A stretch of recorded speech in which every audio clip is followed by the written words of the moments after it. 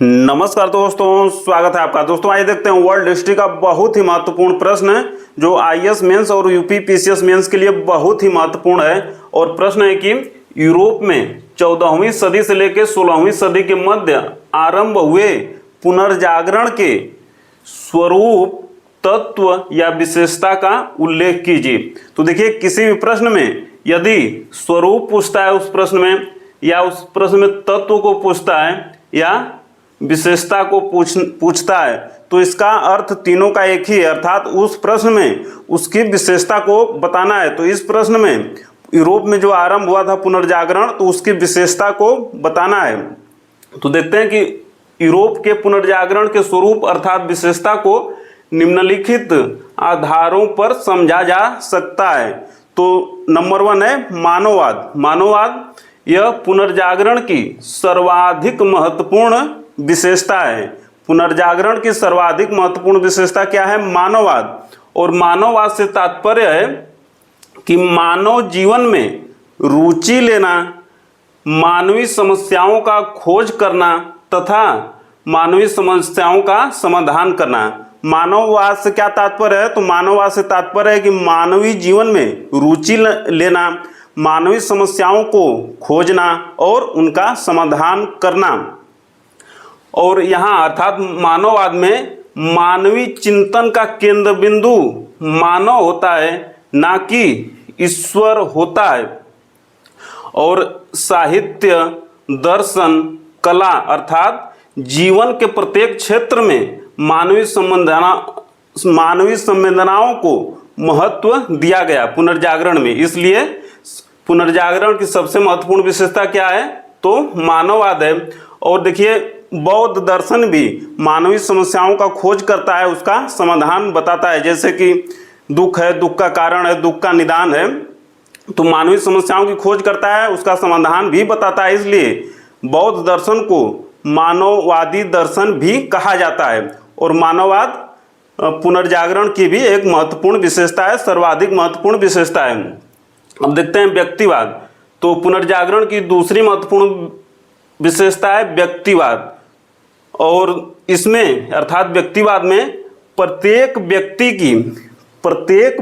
की व्यक्तिगत विशिष्टता को सम्मान दिया जाता है। और पुनर्जागरण के पूर्व के देखिए जो कलाकार थे, तो अपनी रचनाओं पर अपना हस्ताक्षर नहीं करते थे, क्योंकि उनका मानना था कि रचनाओं को ईश्वर की देन वो मानते थे। रचनाकार पुनर्जागरण के जो पहले के थे, वो अपनी रचनाओं पर अपना हस्ताक्षर इसलिए नहीं करते थे क्योंकि उनका मानना था कि रचनाएं ईश्वर की देन है। किंतु पुनर्जागरण में अब वो हस्ताक्षर करने लगे अपनी रचनाओं पर, क्योंकि उनकी अब सोच बदल गई और अब वो सोचने लगे कि व्यक्ति ने स्वयं की महत्व देना आरंभ किया। क्योंकि वो सोचता था कि मैंने इस रचना को रचा है, इसलिए मैं अब हस्ताक्षर करूंगा, यह मेरी रचना है। इसलिए व्यक्तिवाद दूसरी महत्वपूर्ण विशेषता है पुनर्जागरण की। पुनर्जागरण की तीसरी महत्वपूर्ण विशेषता यह है कि मानव के जीवन पर धर्म के प्रभाव को कम करने का प्रयास किया गया। धार्मिक अंधविश्वास एवं धार्मिक रूढ़ियों को नकारा गया तथा परलोक के बजाय इहलोक पर ध्यान दिया गया। अर्थात इहलोक अर्थात पृथ्वी पर जो समस्याएं हैं मानव की, उस पर ध्यान दिया गया, ना कि परलोक अर्थात स्वर्ग नरक के चक्कर में पड़ा गया। पुनर्जागरण की चौथी महत्वपूर्ण विशेषता है सहज सौंदर्य की उपासना। पुनर्जागरण की चौथी महत्वपूर्ण विशेषता है सहज सौंदर्य की उपासना। तो और सहज सौंदर्य की उपासना का प्रतीक क्या है?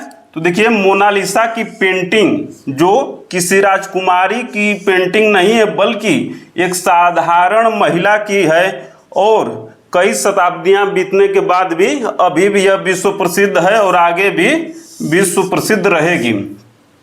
और सहज सौंदर्य की यह उपासना भौतिक और मानसिक दबावों से मुक्त थी। अर्थात किसी भी व्यक्ति को कोई सौंदर्य अच्छा लग रहा है तो उसकी वो प्रशंसा करता है, यह नहीं सोचता है कि दूसरे लोग क्या कहेंगे। पुनर्जागरण की पांचवी महत्वपूर्ण विशेषता है कि साहसिक मनोभाव, जिज्ञासा एवं खोजी दृष्टि यह पुनर्जागरण की पांचवी महत्वपूर्ण विशेषता है। तो पुनर्जागरण में व्यक्ति के कार्यों एवं उसके परिणाम के लिए व्यक्ति को ही जिम्मेदार माना गया, ना कि ईश्वर को।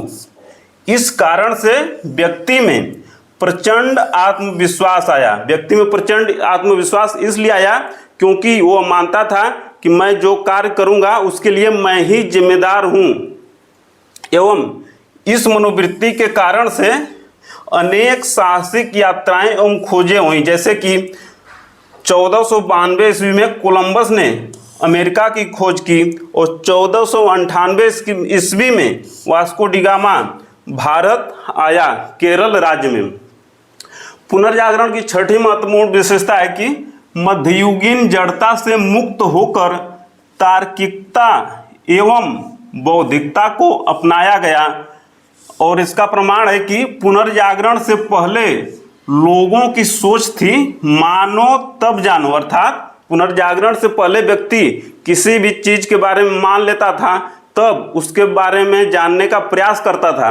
किंतु पुनर्जागरण के कारण अब लोगों की सोच बदल गई और अब लोगों की सोच हो गई जानो तब मानो।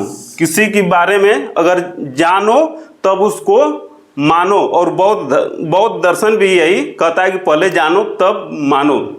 तो पुनर्जागरण की हम लोग देखें यहाँ पे 6 महत्वपूर्ण उसकी विशेषता देखें, या उसके जो 6 मुख्य तत्व देखें, या उसकी 6 मुख्य प्रवृत्तियां या स्वरूप देखें। तो आज इतना है दोस्तों, मिलते हैं जल्दी अगले वीडियो में। तब तक सादर नमस्कार।